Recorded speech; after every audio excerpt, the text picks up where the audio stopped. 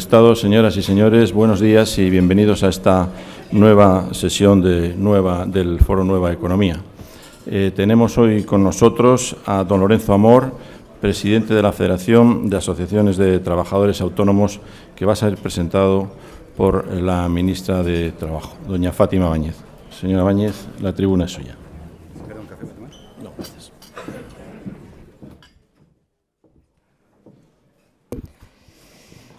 Señoras y señores, muy buenos días a todos. Querido presidente del Foro Nueva Economía, queridos patrocinadores de este acto, queridos amigos todos, querido Lorenzo Amor, es un honor para mí presentarles a Lorenzo Amor, una persona con la que he compartido muchas horas de trabajo, que representa un sector vital de la economía de nuestro país, que son los trabajadores autónomos, que además tiene muchos amigos, como se pone de manifiesto esta mañana en esta sala. Quiero saludar a tantas personas que nos acompañan, al presidente del Congreso, a mi amigo, el mejor ministro de Trabajo de la historia, Javier Arenas, a los secretarios de Estado, al portavoz parlamentario, a los representantes de las organizaciones, de la CEI, de UTA y de otras organizaciones que nos acompañan, al presidente del CES, a todas las autoridades, diputados, senadores, amigas y amigos. Y quiero decir que es para mí una alegría hacer esta presentación, querido Lorenzo, precisamente hoy. Acabamos de conocer el dato de paro registrado y de afiliación a la Seguridad Social del pasado mes de mayo. El número de parados, como conocen ya muchos de ustedes, se redujo en casi 100.000 personas, 98.265, el mejor dato que conocemos de la serie histórica. Y la afiliación a la Seguridad Social se incrementó en 134.666, también el mejor dato desde que se inició la crisis. Son datos claramente positivos que muestran que tenemos motivos para la esperanza. Pero quiero también decir que el Gobierno no se conforma, no nos conformamos. Seguimos trabajando para dar oportunidades a todos los españoles que todavía hoy no tienen empleo.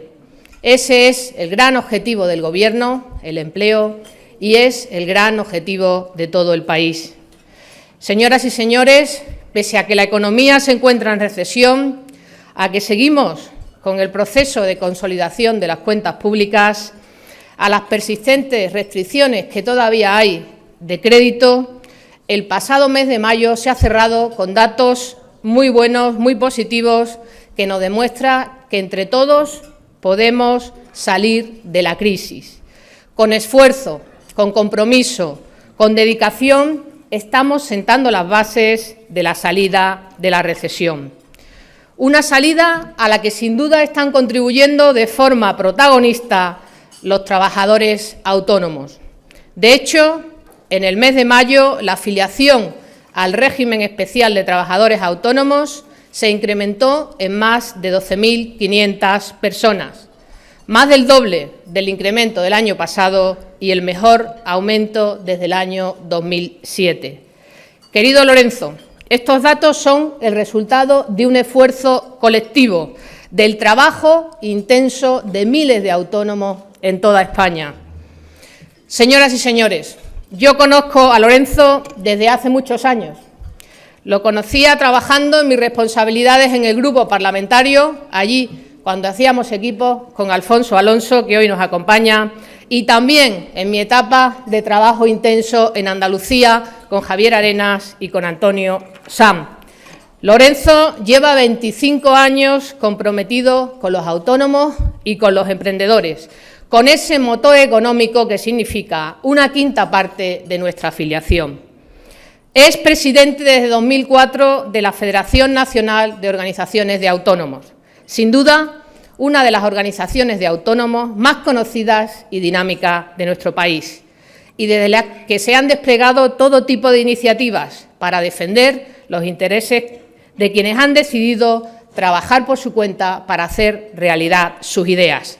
Nació en Córdoba hace 48 años y actualmente vive a caballo entre Madrid y Jerez, donde residen su mujer y sus hijas. También nos acompaña hoy tu querida y mi querida alcaldesa. Vivir a caballo entre dos ciudades con una intensa y extensa agenda profesional es una realidad que configura un cotidiano paisaje diferente. Solía decir nuestro amigo Javier Arenas cuando le preguntaban ¿dónde vives? ¿En Sevilla o en Madrid? Pues él decía, yo vivo en el AVE. Pues algo similar le pasa a Lorenzo. Vive en ese avión que le trae de Jerez para Madrid y de Madrid para allá. Y cuando no está en un avión, está en uno de los innumerables actos institucionales o en alguno de los despachos de Madrid, de entidades públicas o privadas, defendiendo siempre la causa de los autónomos. Y eso lo pueden atestiguar muchos de los que nos acompañan en esta sala, porque él es un interlocutor infatigable, inasequible al desaliento, de manera que los autónomos de esta federación pueden estar muy tranquilos porque tienen a un presidente que es un batallador nato, un hombre que jamás tira la toalla. Agente comercial de profesión, se ha convertido en casi una década al frente de ATA en un claro referente de la defensa de este colectivo. No en vano es uno de los interlocutores más activos del Gobierno y estoy segura que también uno de los orgullosos padres del Estatuto de Trabajador Autónomo y de la prestación por cese de actividad. Y no solo dentro de nuestras fronteras, también fuera de ellas para dar visibilidad y presencia en las instituciones europeas a los autónomos españoles, porque quizá el mayor éxito de Lorenzo es que ha sabido convertirse en los ojos y en el rostro del trabajador autónomo, en un país como el nuestro, en el que el peso de los trabajadores por cuenta propia tiene un importante peso específico, pero que siempre, tradicionalmente, quizás no tenía tanta visibilidad. La realidad le avala, porque hoy tenemos más de 3 millones de trabajadores que se encuentran dados de alta en el régimen de autónomos y a cerca de 800.000 trabajadores que estos tienen contratados. Se trata, por tanto, de un colectivo relevante, muy potente, con un potencial de crecimiento considerable.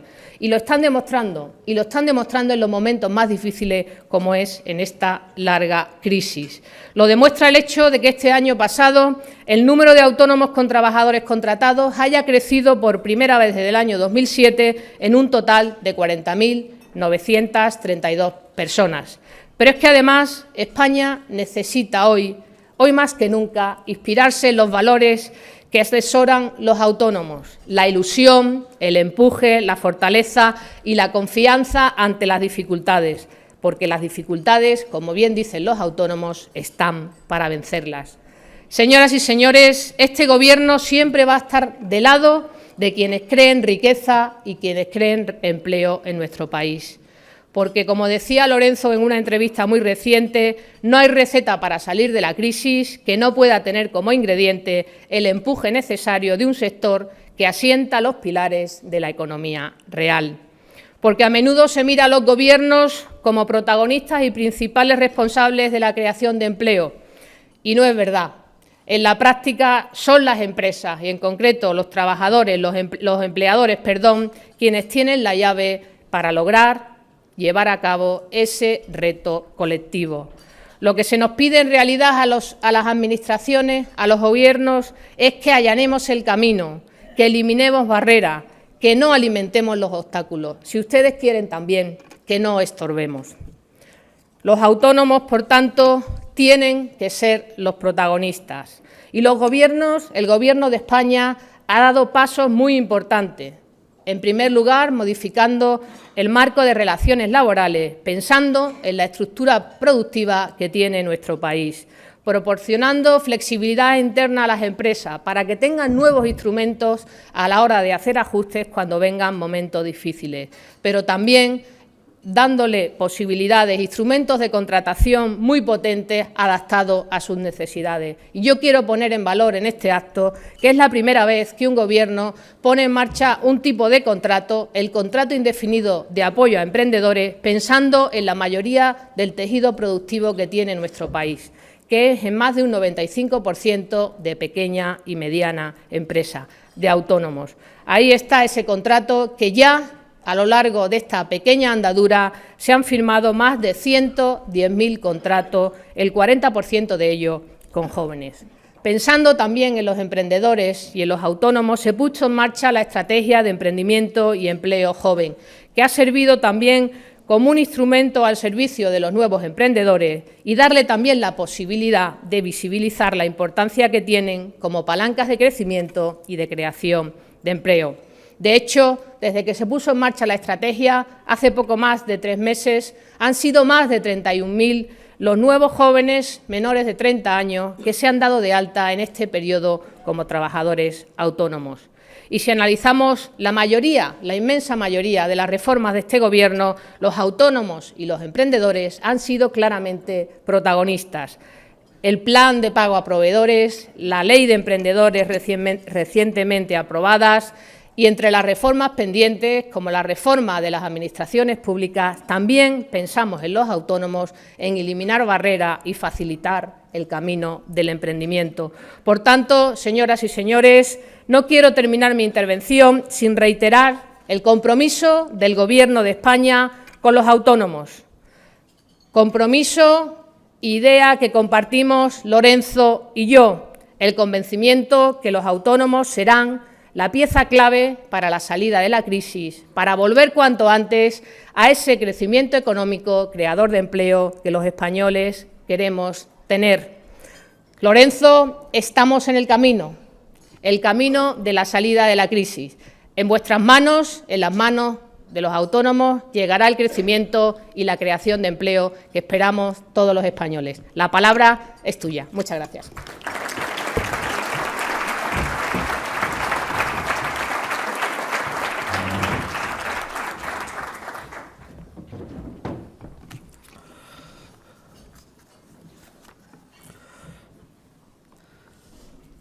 Muchas gracias, ministra, por tus palabras y sobre todo cuando vienen de una persona a la que uno conoce tantos años y que valore el trabajo que se hace, ¿no? Presidente del Congreso, secretarios de Estado, autoridades, alcaldesa de Jerez, portavoces, parlamentarios, senadores, vicepresidente de la COE, presidente del SES, secretario general de USTA, representantes sindicales, de organizaciones empresariales, amigos y amigas. Agradecer en primer lugar al Foro Nueva Economía y a las empresas patrocinadoras la oportunidad que me dan de ocupar esta tribuna. Lo decía la ministra, llevo casi la mitad de mi vida siendo autónomo, 25 años, y aún me sorprendo de estar hoy aquí, en un foro como este, para hablarles de autónomos y emprendedores. 25 años, y disculpen mi sinceridad, pero para los que llevamos tantos años reivindicando el papel de los autónomos en la economía de nuestro país, chocando una y otra vez contra muros que parecían infranqueables, es casi un hito ver cómo al fin empiezan a caer algunas piedras y se quitan del camino. Aunque sean solo algunas, y haya que seguir derribando muros, pero les aseguro que no nos falta fuerza para ello. La crisis está cambiando muchas cosas. Era impensable hace apenas unos años que se hablara de autónomos o de cultura emprendedora, pero parece que al fin muchos han abierto los ojos y han empezado a plegarse ante la evidencia de los datos y la realidad de nuestro tejido empresarial.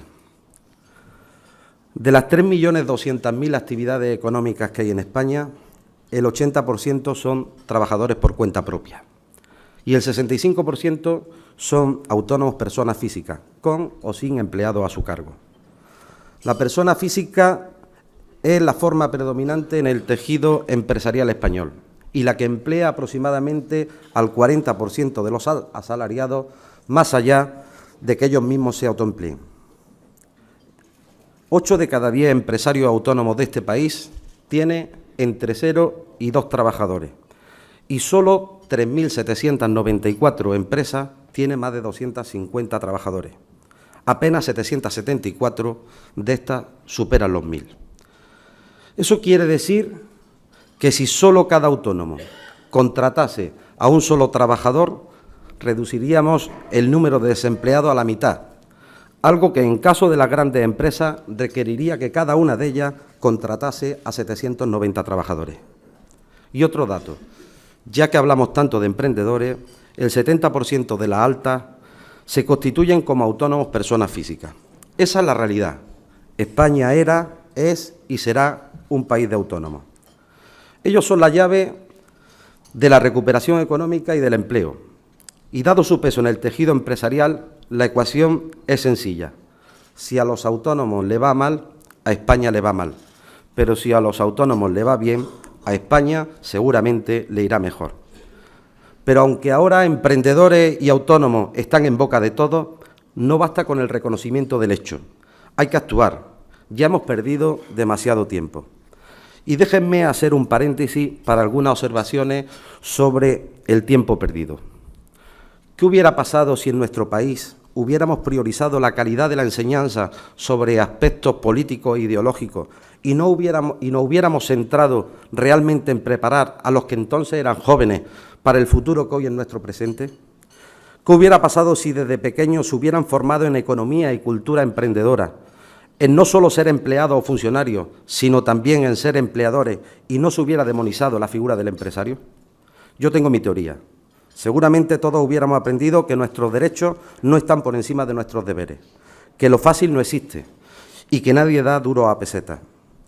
Habría habido mucha más gente capaz de asumir riesgos para crear riqueza y empleo, y un sector privado mucho más potente, atractivo y menos vulnerable a la crisis. Todo ello hubiera impedido que uno de los grandes y principales empleadores en nuestro país fuesen las administraciones públicas, y que éstas tuvieran que asumir funciones y espacios propios del sector privado, creando superestructuras que hoy resultan inviables y convirtiéndose a veces en un enemigo del tejido empresarial en lugar de un aliado. Pero lo hecho está.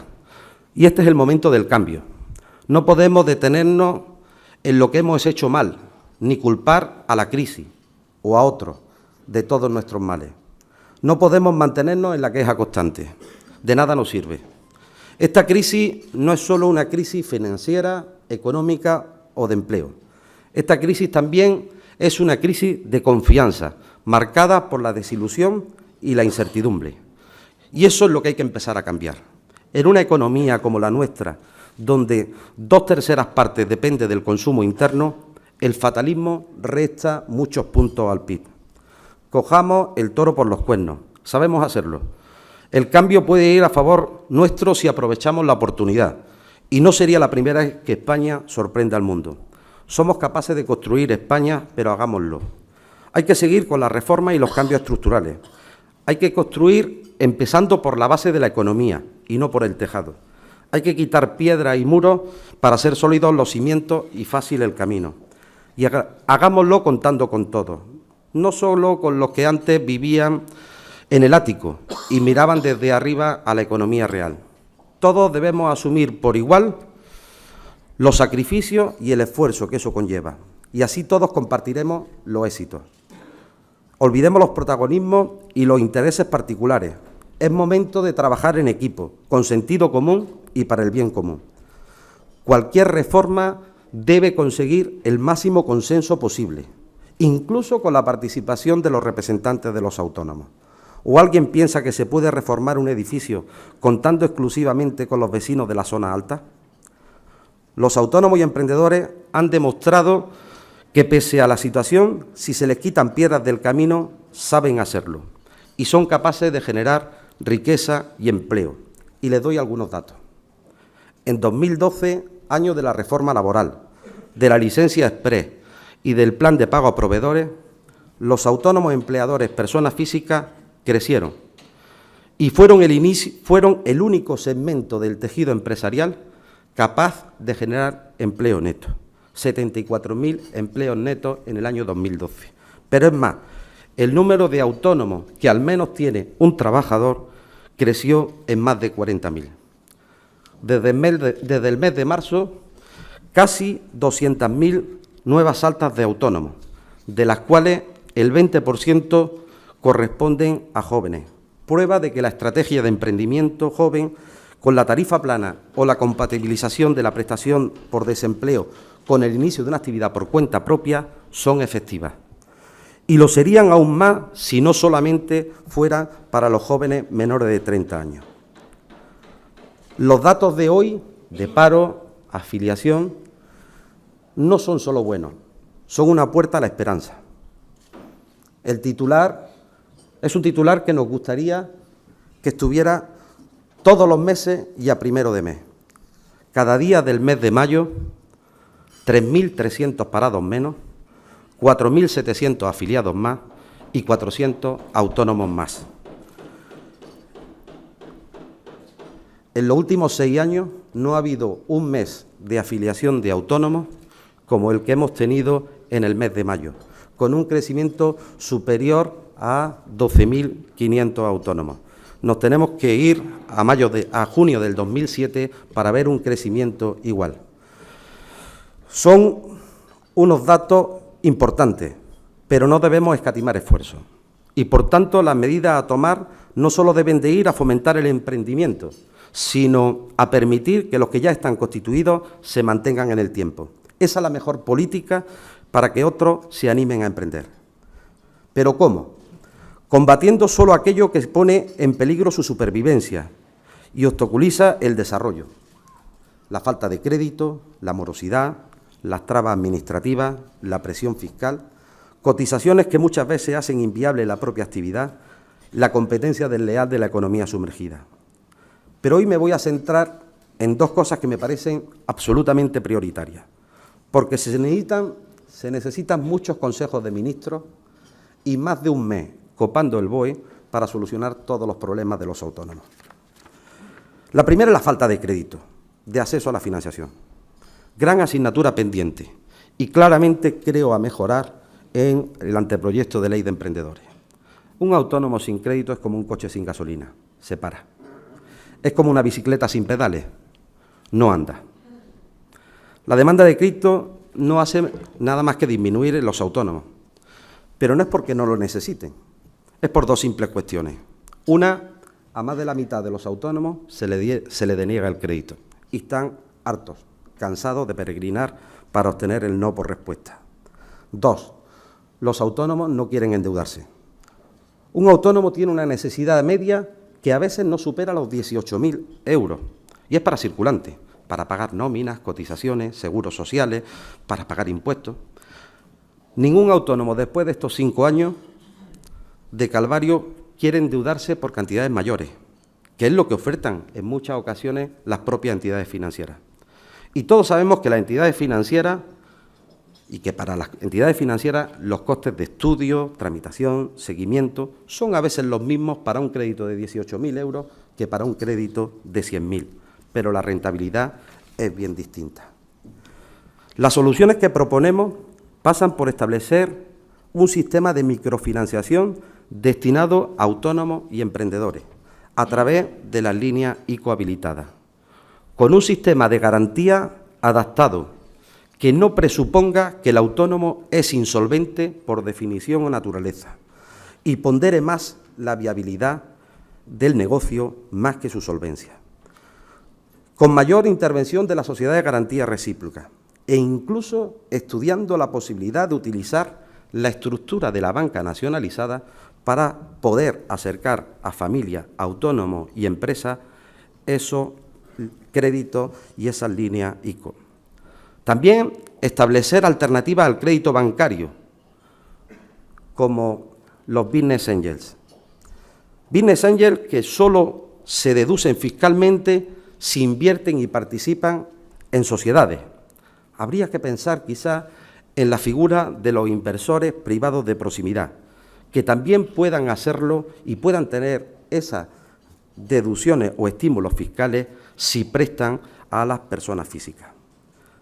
El segundo aspecto, o losa para el autónomo, son las propias administraciones públicas, en 3 aspectos fundamentales: morosidad pública, carga administrativa y competencia desleal.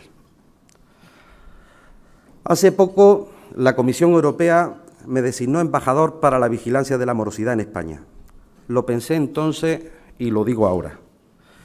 es como ser un sheriff en una ciudad sin ley. El 90% de las administraciones públicas incumplen el plazo de pago que establece la Directiva Europea y la Ley de Morosidad, 30 días.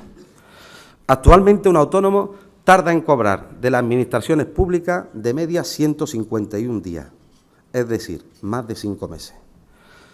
Que se cambie el sistema de tributación e IVA, que se cambie el sistema de tributación de IVA para los autónomos es una medida comprometida, aplaudida y acertada, pero ni es una rebaja de impuestos ni tenemos que agradecer nada.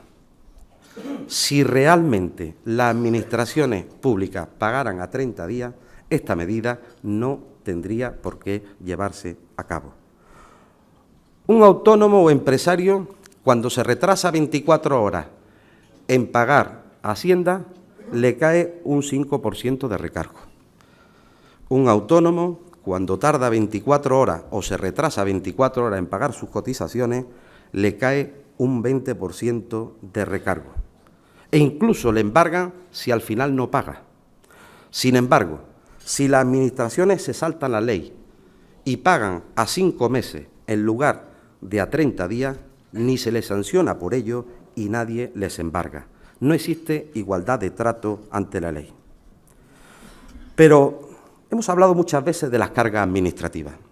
Actualmente los trámites y los papeleos suponen para los autónomos cada año de media la pérdida de 11 días laborables y más de 1.000 millones de euros. Tiempo y dinero, dos cosas de los que carecen la mayoría de los autónomos. El 70% de los nuevos emprendedores requieren algún trámite con el ayuntamiento o comunidad autónoma cuando van a cursar un alta. Y el 30% de los autónomos ya constituidos, al menos en algún momento del año, realizan una actividad o realizan algún trámite con estos organismos. Una administración puede tardar de media de 6 meses a 1 año en responder a un ciudadano y no pasa nada. Sin embargo, si un ciudadano no responde los días naturales que establece esa administración, cuando le requiere algún trámite o información, puede tener graves consecuencias para él mismo. La dispersión normativa, la falta de homologación de los criterios exigidos, las duplicidades, la descoordinación entre los diferentes niveles de administración, todo ello hace que se den situaciones tan absurdas como que para llevar a la alcaldesa un caballo desde Jerez al País Vasco se tarden 7 días y se requieran 5 permisos diferentes, uno por cada una de las comunidades de paso. O que para fabricar bolsas ecológicas tengamos que solicitar 15 permisos administrativos diferentes. O que se cierre una heladería con 25 años de historia porque el baño no tiene las dimensiones que exigen los nuevos criterios municipales y, en este caso, la autónoma no tenga el dinero ni para reformar el baño ni para cambiarse de local. Y que en la era digital haya que ir a 3 organismos para solicitar el certificado digital o que instalar el DNI electrónico parece tarea de ingenieros de la NASA. Las administraciones han olvidado en parte su función de servicio público para entrar en competencia directa con el sector privado y descuidando su papel fundamental. ¿Por qué una comunidad autónoma pone en marcha una red de hospederías públicas a precios irrisorios, entrando con competencia directa con el turismo rural? Sector, de hecho, clave para el turismo y el emprendimiento en España. ¿Cómo puede ser que entes locales y municipales se hayan transformado en promotores culturales y musicales, acostumbrando a los ciudadanos que todo es gratis y desertizando el sector privado que no puede asumir trabajar a bajo coste? Esto también ha influido en que se haya derivado en esa superestructura de servicios múltiples cuya financiación supone que hoy la disponibilidad de crédito para el sector privado no cese de bajar y sean las administraciones públicas las que copen gran parte del poco crédito disponible. Pero hay soluciones. España necesita una profunda reforma de sus administraciones y ya desde el Gobierno, nos consta, se está trabajando en ello. Esta reforma debe hacerse bajo criterios de evaluación de la eficacia y la calidad de los servicios que presten a los ciudadanos. Hay que eliminar grasa, burocracia, duplicidades, dispersión y todas aquellas cargas y costes a la actividad empresarial que no estén justificados más allá del afán recaudatorio. Las administraciones públicas, al igual que los ciudadanos, deben asumir sus responsabilidades, tanto desde el punto de vista individual como colectivo, con sanciones en caso de incumplir leyes o normas establecidas. Los errores y la mala gestión en el sector privado no perdonan. Tampoco debe hacerse en el sector público. Tiene que haber tolerancia cero con la morosidad. Las administraciones no solo tienen que ser ejemplarizantes, sino también garantes de que los plazos se cumplan también en el sector privado. Y en este capítulo tengo que resaltar algunas iniciativas emprendidas o anunciadas por el Gobierno.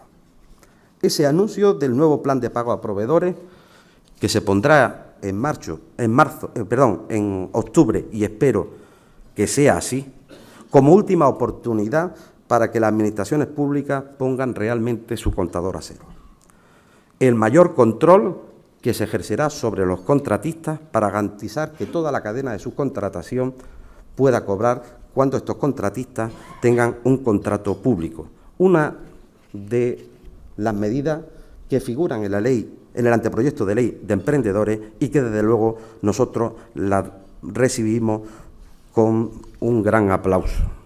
La licencia Express, de la cual ya se han beneficiado 124.000 nuevos emprendedores desde que se puso en marcha y que el anteproyecto de ley de emprendedores amplía hasta locales de más de 500 metros y a otras 38 actividades.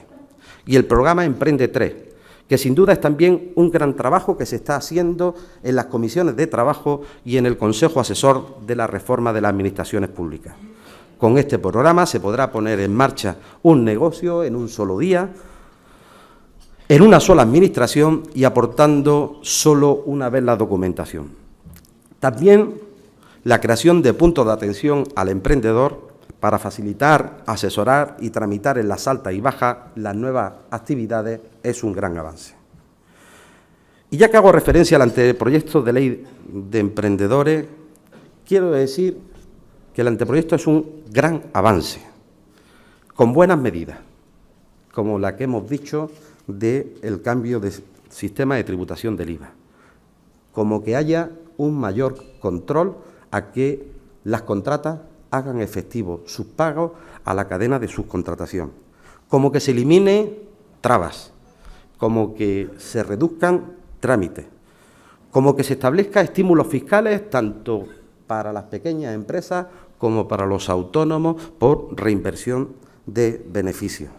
Pero hay aspectos en los que hay que darle un giro de 180 grados, si queremos que realmente sea efectiva y cubra algunas de las reivindicaciones que hemos hecho los autónomos. Para ello debemos de aprovechar el proceso de consulta pública y el trámite parlamentario.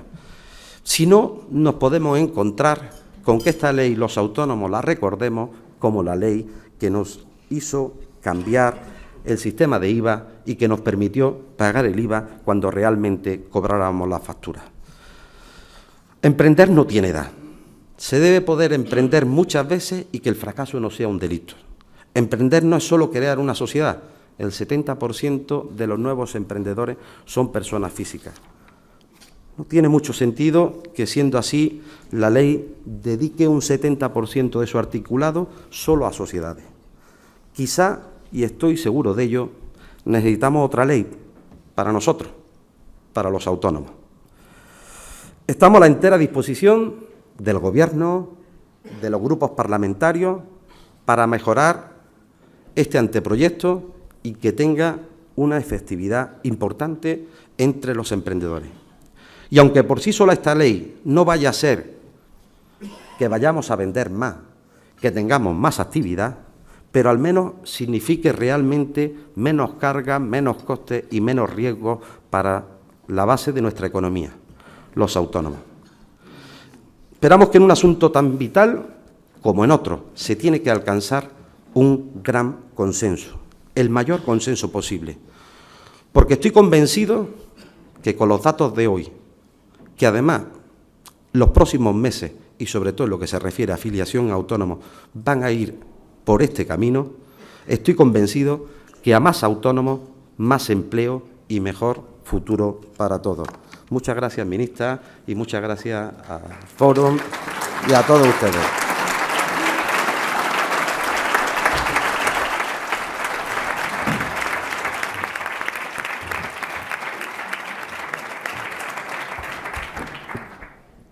Muchas gracias, señor Amor.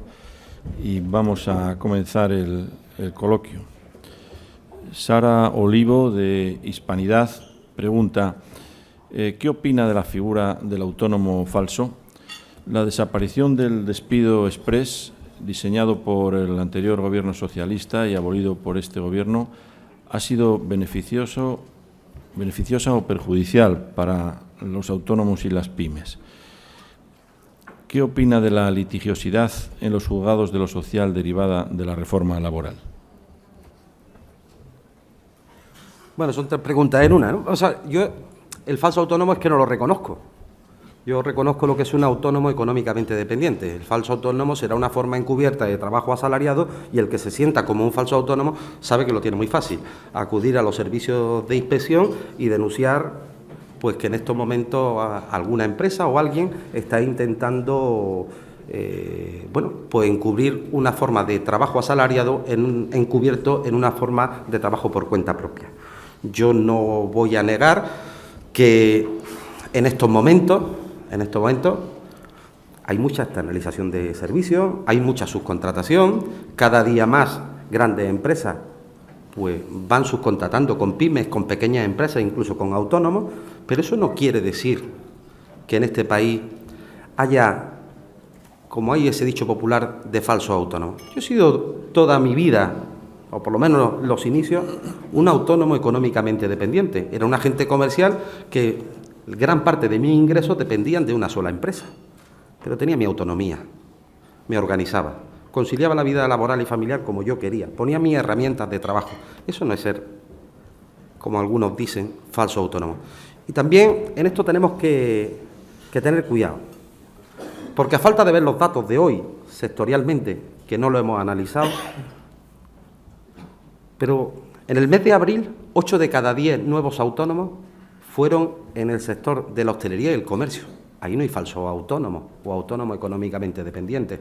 Ese dicho de que ahora las empresas están obligando a que el que era antes un asalariado se convierta en autónomo, yo no niego que no lo haya. A verlo, haylo. Pero no es la generalidad. En estos momentos, por suerte, tenemos muchas personas que emprenden, muchos jóvenes menores de 30 años que están aprovechando la estrategia de emprendimiento para emprender. La ministra decía antes 31.000, casi 32.000 jóvenes menores de 30 años. Estoy convencido que esa cifra, con los datos que hemos conocido de mayo, se va a superar. Y a mí particularmente y a nuestra organización, la estrategia de emprendimiento y empleo juvenil nos está presentando unos datos por encima de las expectativas que teníamos. Mire, nosotros el despido exprés, los datos hacía referencia ahora, ¿no? Yo, cuando se me pregunta sobre la reforma laboral, que haga una valoración, nosotros la reforma laboral pensamos que ni crea ni destruye empleo, pero a nuestro colectivo, al 80% del tejido empresarial, de las actividades económicas que hay en España, no le ha ido mal. Porque antes de la reforma laboral era mucho más fácil despedir que eliminar 2 pagas extras que había en un convenio colectivo. Y eso ha obligado a muchos autónomos a caerse con toda la tripulación. Muchos negocios han cerrado sin poder hacer frente a indemnizaciones de despido. Y yo en esto quiero resaltar, en estos momentos, la labor, la honestidad y la responsabilidad de los trabajadores en estas pequeñas empresas. Responsabilidad de trabajadores que están viendo cómo el autónomo paga con dificultades su nómina, sus cotizaciones sociales, cómo llaman los proveedores, cómo llega el recibo de la luz, que a veces lo paga en el límite. Y esos trabajadores están con el autónomo intentando salvar la actividad y el empleo. Y en estos momentos de la reforma laboral en el último año, solo podemos decir los autónomos un dato muy llamativo: 74.000 empleos netos creados y más de 40.000 autónomos que al menos tienen un trabajador. Hombre, a mí me gustaría que la litigiosidad en el ámbito laboral se redujera. Para eso, las leyes tienen que estar muy claras, pero también el sistema judicial tiene que atenerse a las leyes e interpretarlas de forma generalizada, porque a veces nos encontramos con que lo que en un juzgado de una provincia está interpretado de una forma, en otra está interpretado de otra forma diferente. Y lo mismo nos ocurre en el ámbito de los tribunales superiores autonómicos. Y esto, nos guste o no nos guste, genera dispersión y genera incertidumbre a la hora de contratar y a la hora de las relaciones laborales. Por eso yo soy de los que piensa que el Consejo General del Poder Judicial tiene que crear, y en muchos momentos, crear una doctrina en el ámbito de estas leyes. Los legisladores tienen que clarificar lo suficiente para que evidentemente no genere diferentes interpretaciones que al final lo que crea es incertidumbre en el que tiene que contratar. María Teresa Guardiola, presidenta del Colegio Farmacéutico de Valencia, con 2.400 autónomos. Dice, nuestro colectivo mantiene 10.000 empleos. En 2 años hemos perdido 2.000 empleos cualificados estables debido a la morosidad media de la Generalitat Valenciana, que es de 450 millones de euros y 5 meses de retraso en el pago. ¿Qué podemos hacer para que se cumpla la directiva de morosidad en los pagos de la Administración Pública, que no debería exceder de 30 días?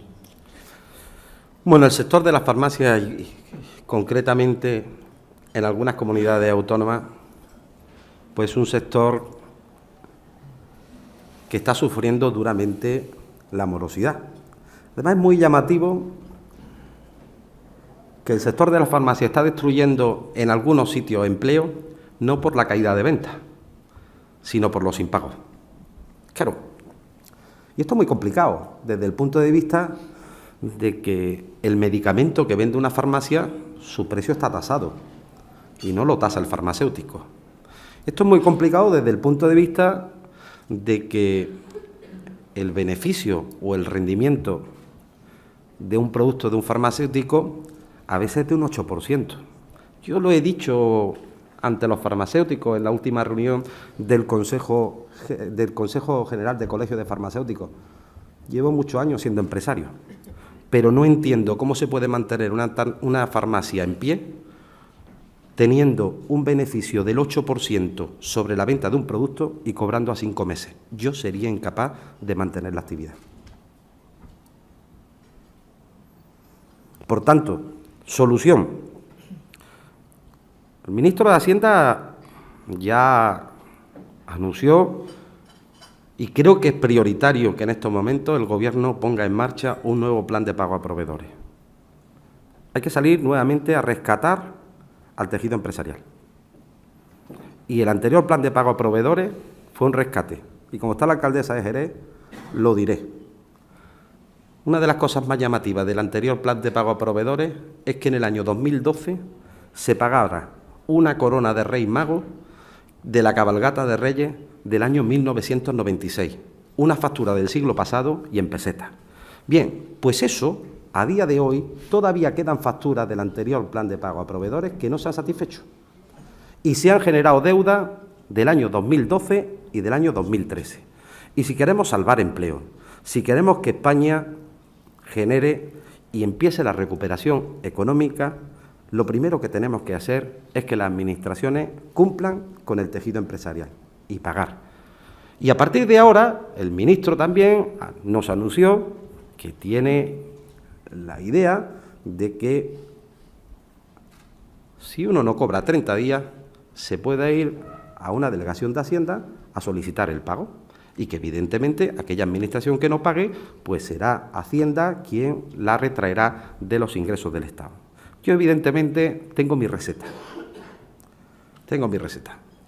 Desde que en julio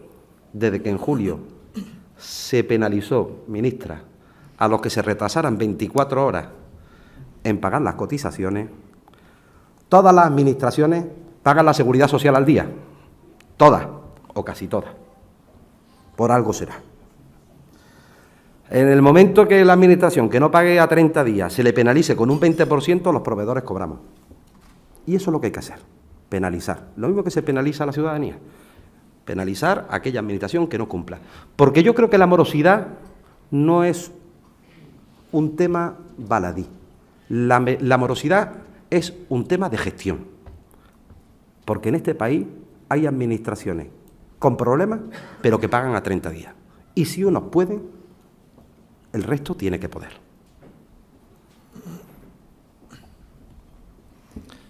Fernando Jáuregui, Diario Crítico, pregunta: ayer, hablando con Cándido Méndez, le preguntamos si creía en unos nuevos pactos de la Moncloa en torno al abaratamiento de cuotas de autónomos y facilidades a emprendedores.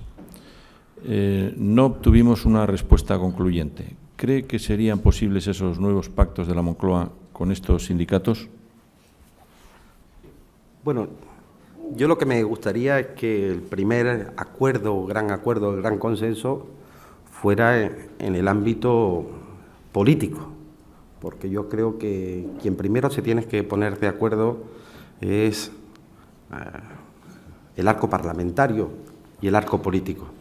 Y luego, una vez que se pongan de acuerdo el arco parlamentario y el arco político, pues invitar a el resto de los interlocutores o de los agentes sociales. Yo creo que hay aspectos fundamentales en los que hay que llegar a un acuerdo y a un gran consenso. Uno de ellos,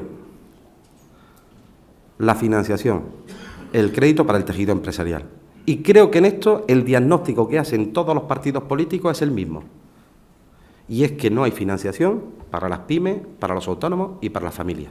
Si el diagnóstico es el mismo, busquemos las soluciones, aunque a veces las recetas gusten más a uno que a otro. Pero yo en estos últimos días he oído a Convergencia y Unión, con la que estuvimos reunidos hace pocas fechas, que hay que buscar soluciones. Esas soluciones pueden venir por el Instituto de Crédito Oficial y estableciendo líneas de microfinanciación. Hace un par de viernes, con el secretario general del Partido Socialista, nos transmitió exactamente lo mismo. Y el pasado miércoles, el presidente del Gobierno, a una interpelación de CIU, dijo que le parecía una medida buena y que hay que estudiarla y que se trajera al Congreso de los Diputados. Bien, creo que todos estamos de acuerdo en esto y hay que buscar soluciones. En otro aspecto que tiene que haber un gran consenso, pensiones. Yo creo que todos queremos tener el día de mañana pensiones. Yo creo que todos tenemos que buscar la sostenibilidad, no solamente por las personas que trabajaron hace años y que hoy están o cobrando una pensión o cercanos a cobrar una pensión, pero sobre todo garantizar y buscar la sostenibilidad del sistema. Reforma de las administraciones. Otro de los aspectos en los que hay que buscar gran consenso. Y con referencia a lo que decía Fernando Jáuregui, de establecer unas cuotas diferenciadas, yo creo que ahora lo importante y en lo que hay que avanzar dentro de lo que se está estudiando en el Congreso y por parte del Gobierno sobre el tiempo parcial, hay que buscar también, hay una solución de una vez por todas para el tiempo parcial para los autónomos. Eso sería bueno para eliminar el gran nicho de economía sumergida que hay en estos momentos en nuestro país. En el sentido de que hay muchas personas que están 2, 3, 4 horas de actividad económica y que tienen que cotizar por 8 horas. Pero evidentemente el tiempo parcial tiene que venir solo por una forma, y es que la base por la que cotices es la prestación que tú recibas. No puede ser con que nos encontremos con que hoy un autónomo pueda estar a lo largo de toda su vida laboral cotizando por 5 horas y el día de mañana tenga derecho a la pensión mínima a pesar de que no haya llegado su cotización a la pensión mínima. Es decir, yo en estos momentos buscar la sostenibilidad del sistema y en el momento que se encuentre esa sostenibilidad del sistema, buscar fórmulas, como está en otros países, el llamado cheque emprendedor, o donde el autónomo cotiza realmente por el tiempo, pero recibe prestaciones por el tiempo ese en el que ha cotizado. El secretario de Comunicación de la Unión Sindical Obrera, José Luis Fernández, le pregunta ¿qué opina del actual modelo de diálogo social? ¿Qué cambiaría? ¿Qué le parece la actual composición del Consejo General del Trabajo Autónomo, donde las organizaciones de autónomos están subrepresentadas? Bueno, yo haría dos distinciones. Uno, lo que es el diálogo social institucional, que tradicionalmente ha estado conformado por patronal y sindicato, y luego sindicato en este caso, sindicato mayoritario, UGT y comisiones obreras.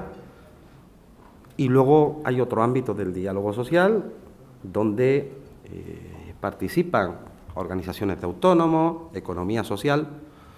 Hombre, yo creo que esta crisis es tan dura, tan grave, que necesita, y lo decía antes, de las aportaciones de todos y sin excluir a nadie. Yo con un ejemplo que he dicho antes lo resumo. A mí me da igual muchas veces estar en la misma mesa donde está mi amigo Arturo, Juan Rosell, Terciado, Cándido o Ignacio Fernández Toyo. A mí me da igual.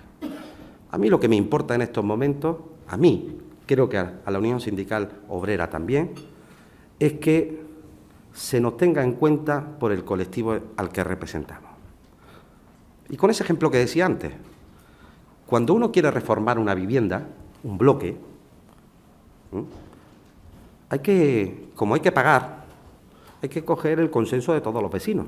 Y no solamente ni los que viven en los áticos, ni los que viven en las partes medias. También los que tenemos locales, cocheras, esos tenemos que participar, porque al final todos pagamos. Y hay aspectos importantes en estos momentos que se van a reformar en el Estado, como es la formación, como son las pensiones, como es políticas de empleo, donde desde luego los autónomos, la economía social, pues tenemos mucho que decir. Hombre,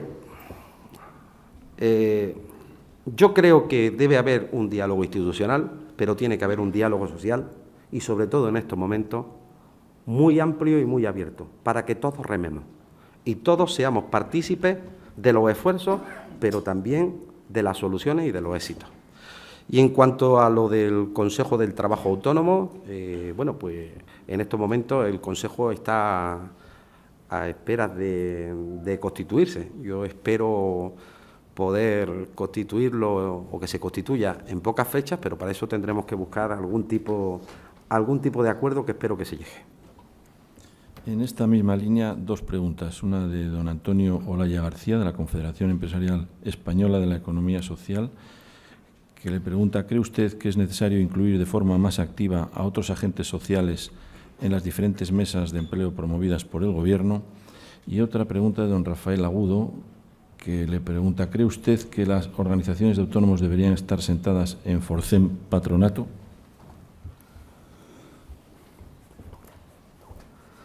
Bueno, yo creo que con lo que he dicho antes prácticamente me he definido, ¿no? Yo creo que tienen que participar más activamente los agentes sociales en todo su amplio y en todo su sector en los ámbitos de diálogo social. Si queremos que el diálogo social sea un diálogo social que dé fruto y que sea abierto. Mirad, claro, cuando a mí me dicen, es que la COE está en el ámbito de todo el tejido empresarial, con el permiso de mi amigo Arturo. Desde la entrada del Estatuto del Trabajo Autónomo en el año 2007, el tejido empresarial español y su representación se divide en dos partes muy claras. Uno, la representación de empresas, que corresponde a las organizaciones empresariales más representativas. Y otra, la representación de los autónomos, personas físicas, en España más de 1.900.000, que tiene sus legítimos representantes por parte de las organizaciones representativas de autónomos. Bueno, Hay una organización que representa las empresas legítimamente y hay otras organizaciones que representan a los autónomos, personas físicas. Creo que son complementarios, pero en estos momentos es lógico que uno hablen en nombre de las empresas y otros hablen en nombre de los autónomos, personas físicas. Y en ese aspecto tendremos que avanzar y tendremos que abrir mesas de diálogo. Ya digo, que a mí cuando no me llaman para estar en esos ámbitos del diálogo, pues me puede mosquear al momento, ¿verdad, ministra? Pero luego lo entiendo porque siempre hay un diálogo abierto y en eso tengo que decir que este Gobierno, cuando hemos pedido algún aspecto en materia de diálogo, se ha hecho, se ha negociado y se ha dialogado. Y en materia de formación, ya desde la entrada de la reforma laboral, se decía en esa norma que las organizaciones de autónomos y los entes de la economía social pues tendrán que, con el Ministerio de Empleo, con la Secretaría de Estado de Empleo y la Dirección General de Autónomos y de Trabajo Autónomo y Economía Social, pues diseñar los planes de formación, su eficacia y el ámbito en el que va dirigido. Textualmente no es así, pero viene a decir esto. Y tengo entendido que en pocas fechas pues tendremos un encuentro con la Secretaría de Estado de Empleo para analizar no solamente la formación de este año para los autónomos, sino también lo que será el nuevo modelo de formación que regirá en este país. Luis Javier Sánchez le pregunta qué medidas echan falta para promover emprendedores de más de 45 años. Bueno, lo he dicho antes, ¿no? Yo entiendo que en estos momentos la Caja de Seguridad Social, a pesar de los buenos datos de hoy, no esté en su mejor momento. Pero haríamos un gran favor a los emprendedores mayores de 45 años, que hay muchos y que va a haber muchos, si le pudiéramos tender la mano y ofrecerle algún tipo de reducción en la base de cotización. Y estoy hablando reducción en la base de cotización, para que no genere derecho solo por lo que se cotiza. En estos momentos uno de los grandes problemas que tiene un emprendedor cuando empieza es que ser autónomo es el único trabajo donde pagas por trabajar, porque empiezas pagando y no sabes cuándo vas a empezar a recibir algún tipo de ingreso. Todo lo que sea facilitar el camino, el inicio, es la mejor forma de que se incorpore. Y cuidado, yo veo que a lo largo de este año, incluso del año que viene, va a haber muchas personas mayores de 45 años que van a ingresar las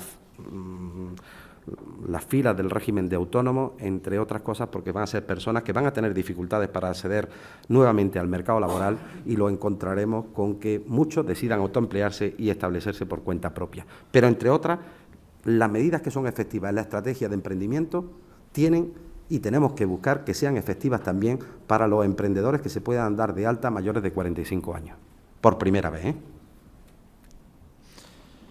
Don Ignacio Buqueras, presidente de la Comisión Nacional para Racionalizar los Horarios en España, afirma que el presidente de ATA es un hombre sensible a la necesidad de unos horarios racionales. ¿Qué precisan los autónomos y emprendedores para disfrutar de unos horarios que les permitan conciliar su trabajo, que les permitan promover la igualdad, la corresponsabilidad y mejorar la productividad? Bueno, yo creo que los autónomos, muchos de ellos han aprendido a conciliar su vida laboral y familiar. El problema es que adaptar muchas veces, y Ignacio Buqueras lo sabe porque yo siempre lo pongo encima de la mesa, adaptar muchas veces nuestro horario al horario europeo es complicado. Y se lo dice una persona que vive en Jerez de la Frontera y que nació en Córdoba. Un comercio a las 8 de la tarde en el mes de julio en Córdoba es la única hora en la que vende, porque el resto del día no abre. Hoy, con la que está cayendo, y está aquí el presidente de los taxis, de los taxis, muchas veces los taxistas tienen que buscar el momento donde tengan actividad. Y los taxistas habitualmente, cuando más actividad tienen, y aquí en Madrid, son los jueves, los viernes y los sábados, y se tiran toda la noche trabajando. ¿Es eso racionalizar horarios? Bueno, yo creo que racionalizar horarios es todo aquello que sea poder conciliar su vida laboral, su vida familiar, su descanso personal. Ahora, lo que veo complicado, Ignacio lo sabe, que en España, por su clima sobre todo, y por un sector que tenemos que es muy pujante, que es el turismo. Ahora, sí creo que en esto se ha avanzado y se tiene que seguir avanzando mucho en determinados sectores. Pero hoy por hoy nuestro país, y creo que en el ámbito de los autónomos, lo que se ha ganado mucho es en esa conciliación de la vida laboral y familiar, a pesar de que ahí están los datos del INE sobre tiempos de trabajo. Los autónomos han aumentado en el último año su jornada laboral en casi 1 hora más a la semana. Bueno, pues para ser cumplidores con los horarios, vamos a cerrar este desayuno con la intervención en nombre de los patrocinadores BT, Asisa y Red Eléctrica de don Ramón Casanova, director de comunicación de Asisa. Muy buenos días. Quiero agradecer a don Lorenzo Amor su presencia y su discurso en este foro, discurso en el que subyace su espíritu de lucha y sus cualidades: ilusión, tenacidad, creatividad, condiciones comunes a los emprendedores. Todos hemos escuchado alguna vez una especie de consigna que fomenta el desaliento. ¿Quién no conoce a alguien cercano que ha perdido su trabajo y está en el paro? Gracias a Lorenzo Amor y a su lucha, que ha calado en el Gobierno, y por eso hay medidas, hoy se escucha una consigna, en este caso positiva. Todos conocemos a alguien cercano que ha emprendido y que es autónomo. Alguien que ha entrado en este sector vital de 3 millones de personas que trabajan y crean empleo. Apoyamos su apuesta por la reforma administrativa, por la eliminación de obstáculos, por la implementación de nuevas vías de financiación y su mensaje sobre tolerancia cero con la morosidad pública. También su apuesta por el consenso y la sostenibilidad desde la educación a las pensiones. Quiero agradecer también a la ministra, doña Fátima Báñez, su presentación muy directa, sin dejar de ser entrañable. En un día en el que, como se ha dicho, hemos visto una puerta abierta a la esperanza. Se ha comunicado el dato de que tenemos 100.000 parados menos y que 134.666 personas se han afiliado a la Seguridad Social. Muchas gracias a todos, muchas gracias a todos ustedes por su presencia en nombre de los patrocinadores de BT, de Red Eléctrica Española y de Asisa, que es la compañía que represento en esta mesa. Muchas gracias.